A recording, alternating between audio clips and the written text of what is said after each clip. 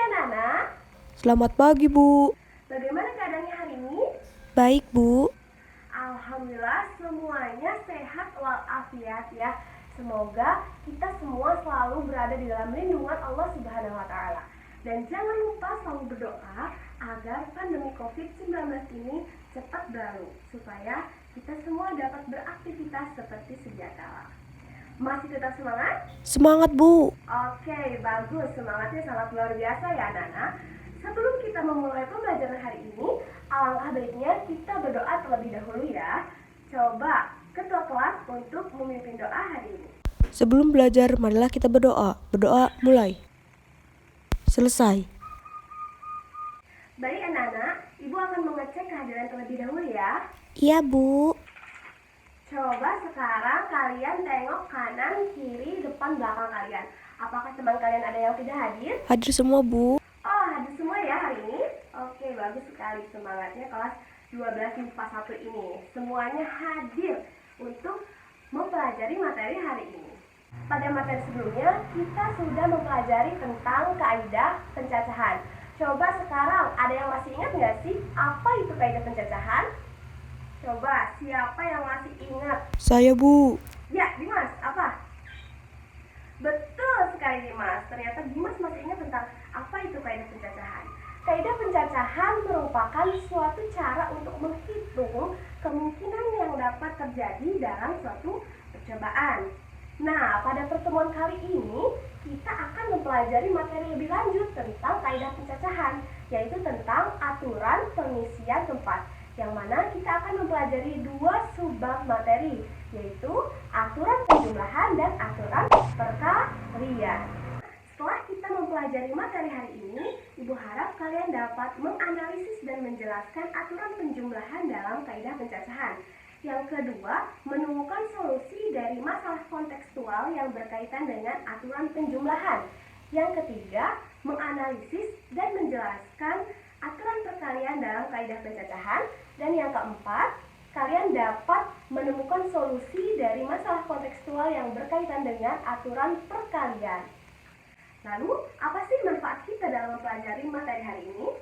Manfaatnya adalah untuk menghitung banyaknya cara dalam suatu percobaan atau suatu peristiwa. Baik anak-anak, kita akan belajar tentang aturan pengisian tempat. Yang pertama adalah aturan penjumlahan. Namun sebelum kita belajar aturan penjumlahan lebih lanjut, alangkah baiknya kita simak video berikut ini. Andi memiliki 3 jenis motor yang warnanya berbeda dan memiliki 4 mobil yang warnanya berbeda pula. Lalu Andi bingung, ingin menggunakan yang mana untuk pergi ke acara pernikahan temannya. Nah, dari video yang sudah Ibu tayangkan tadi, coba sekarang Ibu ingin bertanya, siapa sih nama tokoh yang ada di video tersebut? Andi. Yap, betul sekali Aluna, yaitu Andi. Nah, lalu berapa sih motor yang dipunyai Andi? Ya, bagus Anissa, berapa? 3, betul. 3 motor. Lalu berapa mobil yang dipunyai Andi? Ya, Caca? 4, Bu. Betul sekali, yaitu 4 mobil. Nah, pertanyaannya, berapa cara sih agar Andi itu bisa pergi ke acara pesta ulang tahun menggunakan kendaraan-kendaraan ini? Coba kita analisis terlebih dahulu ya. Ketika kita ingin pergi ke suatu acara, apakah mungkin kita bisa menggunakan 3 motor dan 4 mobil sekaligus? Tidak mungkin, Bu. Tidak kan? Coba bayangkan, misal Aluna ingin pergi ke suatu acara. Dia ingin menggunakan 3 motor ya, dan 4 mobil sekaligus. Dalam satu orang saja, cuma Aluna saja. Coba bayangkan, bisa tidak? Tidak kan? Nah, maka dari itu hanya ada satu pilihan yang dapat dipilih oleh Andi dari beberapa pilihan 3 motor dan 4 mobil ini. Coba, berapa cara yang dapat dilakukan Andi untuk pergi ke suatu acara dengan menggunakan 3 motor dan 4 mobil? Coba, siapa yang bisa menjawabnya? Saya, Bu. Ya, Dimas, berapa? 7, Bu. 7 Dari mana 7? 3 tambah 4. Ya, betul sekali. Dari 3 ditambah 4 sama dengan 7. Nah, kita misalkan terlebih dahulu. Kan di sini diketahui Andi memiliki 3 motor. Berarti 3 motor ini kita misalkan menjadi K1. Apa sih Bu K1 itu? K1 itu adalah banyaknya percobaan dari kejadian ke-1.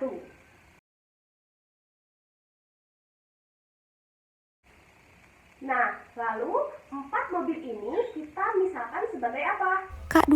Ya, betul sekali Aluna. Sebagai K2. Artinya banyak percobaan kejadian ke-2.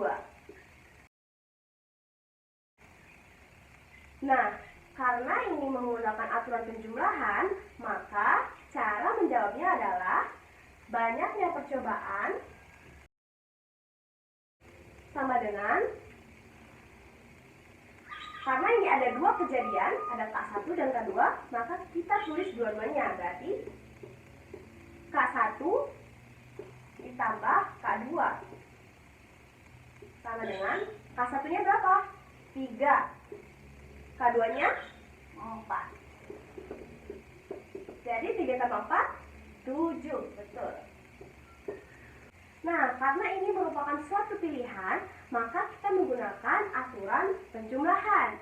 Lalu apa sih Bu aturan penjumlahan itu? Sebelum kita membahas tentang aturan penjumlahan, silahkan kalian menulisnya terlebih dahulu ya. Nah, jadi aturan penjumlahan merupakan aturan yang dapat digunakan untuk beberapa kejadian yang tidak sekaligus terjadi. Ingat, tidak sekaligus terjadi, ya. Artinya yang terjadi hanya satu saja atau hanya berupa pilihan. Seperti tadi, misalkan Aluna memiliki 3 motor dan 4 mobil. Berarti hanya satu saja yang dipilih oleh Aluna, ya. Dan biasanya menggunakan kata hubung atau. Ingat ya, atau. Nah, lalu bagaimana sih cara menentukan suatu aturan penjumlahan untuk kejadian ke N atau kejadiannya itu banyak? Nah, maka kita menggunakan rumus banyak cara. Nah, kan dari tadi kan ada menggunakan K1, K2, dan seterusnya. Berarti kita juga gunakan dari contoh yang kita bahas tadi. K1 ditambah, kenapa ditambah? Karena kita menggunakan aturan penjumlahan, ya. K1 ditambah berapa lagi? K2. Ya, betul sekali Aluna. K2 ditambah berapa lagi? Ya, Bima? Betul sekali. K3 ditambah dan seterusnya sampai K ke N atau KN. Nah, ini cara mudah untuk kalian menghitung aturan penjumlahan. Sampai sini dapat dipahami? Bisa Bu. Alhamdulillah semuanya dapat dipahami ya. Sekarang kita lanjut ke materi aturan perkalian. Coba Ibu ingin bertanya, siapa sih di sini yang memiliki baju atau celana atau rok favorit di rumahnya? Ya, pasti semuanya memiliki baju atau celana atau rok yang menurut kalian itu merasa favorit gitu ya. Coba Ibu tanya kepada Anissa.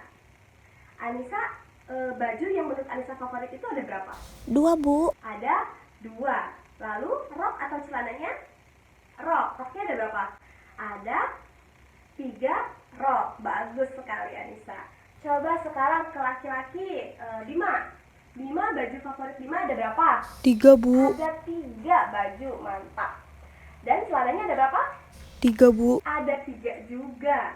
Nah, coba dari baju dan rok favorit Anissa ya. Yaitu ada 2 baju dan ada 3 rok. Nah, Ibu ingin bertanya, siapa saja boleh menjawabnya. Kira-kira berapa sih susunan baju dan rok yang akan dipilih oleh Anissa untuk ke acara pesta ulang tahun? Ya, Anissa berapa? 5 Bu. Ada 5 susunan. Ya, menurut Anissa ada 5 susunan. Dari mana Anissa?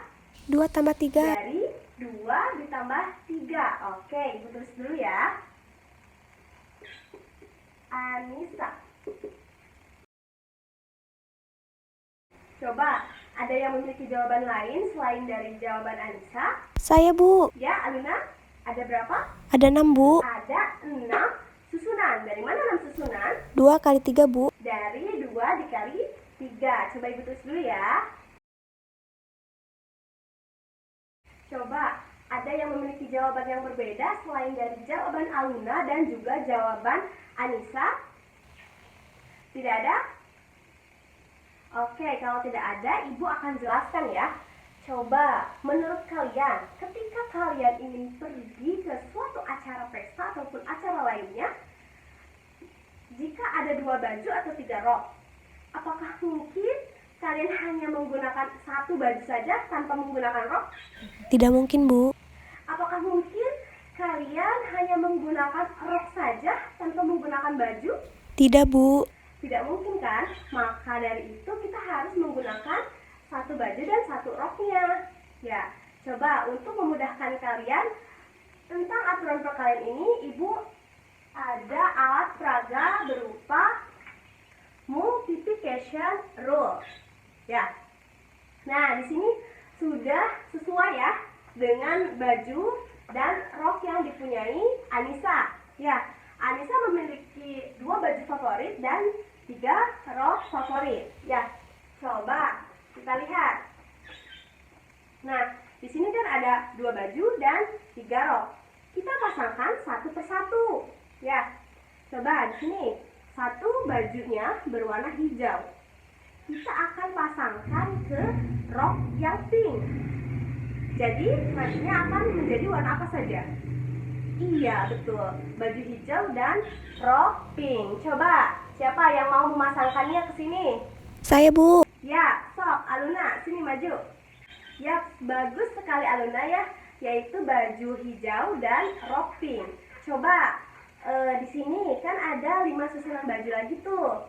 Nah, siapa yang mau menempelkan baju dan rok ini ke dalam multiplication rule ini?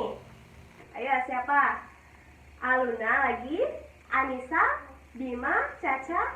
Ya, silakan semuanya maju untuk menempelkan baju dan rok dari multiplication ini, oke? Nah, bagus sekali anak-anak. Kelas ini rupanya sangat antusias dan sangat aktif ya. Coba dari rok dan baju yang sudah tersusun kira-kira ada berapa? Coba kita hitung bareng-bareng ya. Ada 1, 2, 3, 4, 5, 6. Jadi ada 6 susunan ya, dari 2 baju dan 3 rok. Coba, berarti di sini jawaban yang benar itu jawaban siapa? Iya, jawaban Aluna, yaitu 6 susunan. Karena 2 dikali 3. Kenapa Bu yang jawaban Anissa itu tidak benar atau belum tepat ya? Karena balik lagi ke awal, ketika kita menggunakan baju atau rok kan tidak mungkin hanya 1 baju saja ya, harus menggunakan 2 sekaligus. Maka dari itu kita menggunakan 2 kali 3 atau 6 susunan. Sampai di sini dapat dipahami? Bisa, Bu. Nah, coba kita analisis lagi ya. Di sini kan ada 2 baju dan 3 rok. Gimana kalau misalkan baju, rok, atau ada celana lagi, ada sepatu, ada kaos kaki, ada topi, ada hijab, ataupun ada apa? Kan itu banyak sekali kejadiannya kan? Nah, maka dari itu kita harus menggunakan rumusnya. Coba kita lihat terlebih dahulu. Di sini 2 baju. 2 baju di sini kita misalkan sebagai K1. Seperti tadi ya, K1. Lalu 3 rok ini kita misalkan sebagai K2. Lalu banyaknya cara yang dapat disusun adalah K1 dikali K2. Kenapa menggunakan kali? Karena kita menggunakan aturan perkalian ya. Nah, K1 dikali K2. K1-nya berapa? 2. K3-nya, K2-nya berapa? 3. Jadi 2 kali 3 sama dengan 6. Nah, lalu untuk menentukan rumus ke N-nya sama seperti tadi, seperti aturan penjumlahan, yaitu banyaknya cara tinggal kita kalikan K1 sampai K ke N. Nah, banyaknya cara, tinggal kita kalikan ada berapa banyak kejadian sampai kejadian ke N. Ya, yaitu K1 dikali K2 dikali sampai dikali lagi K ke N, atau banyaknya percobaan pada kejadian ke N. Ya, ingat ini ya rumusnya. Coba sampai di sini, ada yang ingin ditanyakan? Saya Bu, izin bertanya. Iya, Caca, apa yang ingin ditanyakan? Bagus sekali pertanyaannya ya. Bu, dari tadi kita sudah membahas tentang beberapa contoh ya, tentang aturan perkalian. Namun aku belum ngerti Bu tentang apa sih aturan perkalian itu gitu. Pengertiannya itu apa sih Bu? Bagus sekali ya. Jadi aturan perkalian ini merupakan suatu aturan dari beberapa kejadian yang sekaligus terjadi dan biasanya menggunakan kata hubung dan. Ya, paham? Paham Bu. Nah, anak-anak, tadi merupakan contoh soal yang berkaitan dengan kehidupan kita sehari-hari. Nah, banyak sekali loh variasi soal yang berkaitan dengan kehidupan kita. Seperti ketika misalkan Aluna ingin pergi membeli handphone, ke toko handphone, membeli laptop, atau membeli motor, dan semuanya. Itu merupakan contoh kaidah pencacahan dalam kehidupan sehari-hari. Ya. Coba sekarang kita buka LKS-nya, halaman 30. Nah, dilihat. Di situ ada soal nomor 1 dan nomor 2. Kita bahas bareng-bareng ya. Baik anak-anak, kita bahas soal nomor 1 terlebih dahulu ya. Dari kota R menuju kota T melalui beberapa jalur seperti gambar di bawah ini, yaitu jalur R, S, dan T. Berapa banyak kemungkinan jalur dari R ke T? Nah, coba kita lihat ya. Diketahui di sini, misalkan R bisa langsung ke kota T kan? Nah, kira-kira ada berapa jalur nih kalau dari R langsung ke kota T? 2 Bu. Ya, betul sekali. Ada 2 jalur. Berarti R, T sama dengan 2 jalur. Sekarang, kalau R ke T-nya melalui S. Nih, melalui S. Kira-kira ada berapa jalur? Kita lihat dulu. Dari R ke S-nya berapa? 3 jalur. Dari R ke S ada 3 jalur, betul sekali. R ke S ada 3 jalur. Lalu dari S ke T-nya ada berapa jalur? Ya, Bima? Betul sekali, ada 3 jalur lagi. Dari S ke T-nya ada 3 jalur.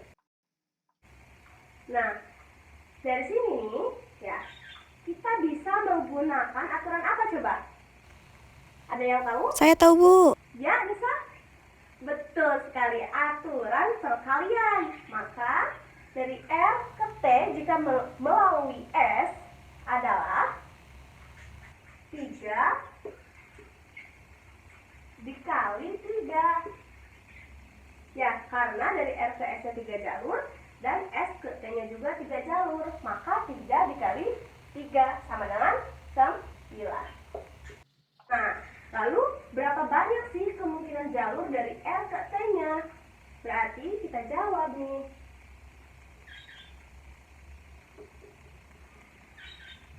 Tinggal kita jumlahkan saja. Ini kan dari R ke T. Dari R ke T berapa? 2 jalur. Nah, dari R ke T melalui S ada berapa? Ada 9 jalur. Berarti kita jumlahkan. Berarti banyaknya jalur 2 ditambah 9 sama dengan 11 jalur. Nah, sampai sini ada yang ingin ditanyakan? Tidak Bu.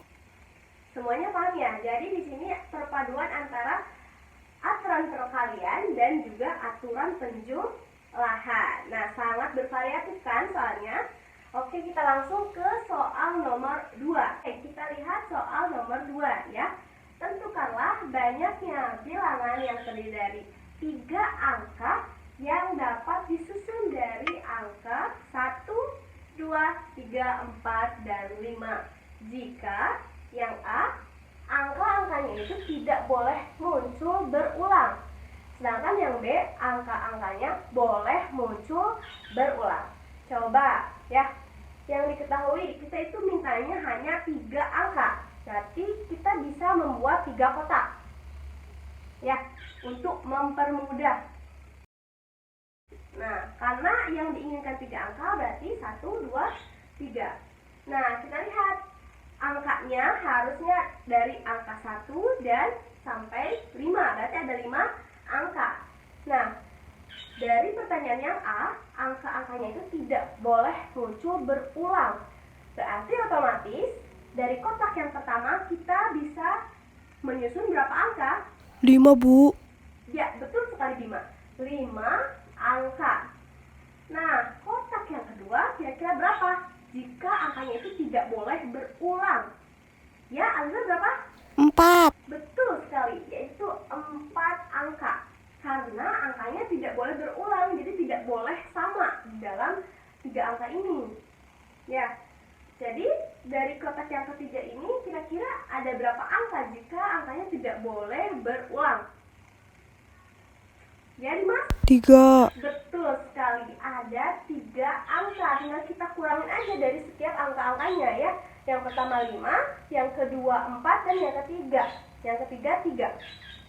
Nah, coba dari sini kita dapat menghitung banyaknya susunan angka. Tinggal kita kalikan tiap kotaknya, yaitu 5 dikali 4 dikali 3 sama dengan 5 kali 4 berapa? 20. 20 kali 3 60. Jadi 60 susunan. Oke, lanjut. Yang B, kita akan menyusunnya, namun angka-angkanya boleh muncul berulang. Berarti kita buat 3 kotak lagi seperti tadi. Nah, yang pertama, jumlah seluruh angka ada berapa? 5. 5, betul. 5 angka. Nah, lihat clue-nya. Boleh muncul berulang, berarti boleh sama di setiap 3 angka ini. Berarti kira-kira kotak kedua boleh terisi berapa angka? 5. Ya, betul sekali. 5 angka. Kotak ketiga juga 5 angka juga. Karena boleh berulang atau angkanya boleh sama. Jadi totalnya berapa? Tinggal 5 dikali 5 dikali 5 sama dengan 125. Susunan. Sampai sini ada yang ingin ditanyakan? Tidak, Bu. Kalau tidak, Ibu akan membagi kalian menjadi 3 kelompok, yaitu kelompok A, kelompok B, dan kelompok C.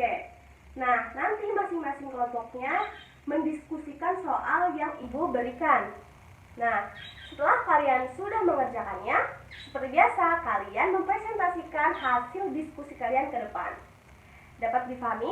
Iya, Bu. Oke, Ibu beri waktu untuk mengerjakan soalnya adalah 2 menit saja, karena soalnya itu menurut Ibu cukup mudah. Ya, soalnya kita lihat di video berikut ini. Hai Ralin. Hai Nadine. Wah, nggak nyangka nih ketemu. Gimana liburanmu kemarin? Sangat menyenangkan. Aku liburan ke Jogja, ke tempat nenek. Berangkatnya lewat Pacitan, pulangnya lewat Madiun. Wah, pasti menyenangkan sekali ya. Berapa lama perjalanannya? Saat berangkat, aku menempuh 9 jam perjalanan, dan saat pulang, aku menempuh 10 jam perjalanan. Wah, cepat sekali ya. Kalau boleh tahu, ada berapa rute dari Malang ke Jogja lewat Pacitan? Dari Malang ke Pacitan ada 2 rute, Ral. Dari Pacitan ke Jogja ada 4 rute. Terus kalau lewat Madiun gimana?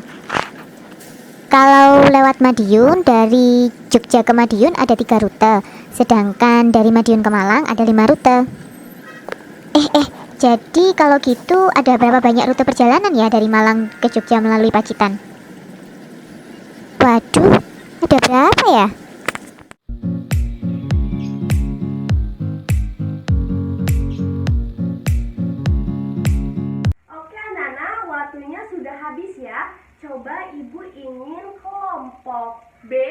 untuk maju mempresentasikan hasil diskusi kelompoknya. Silakan.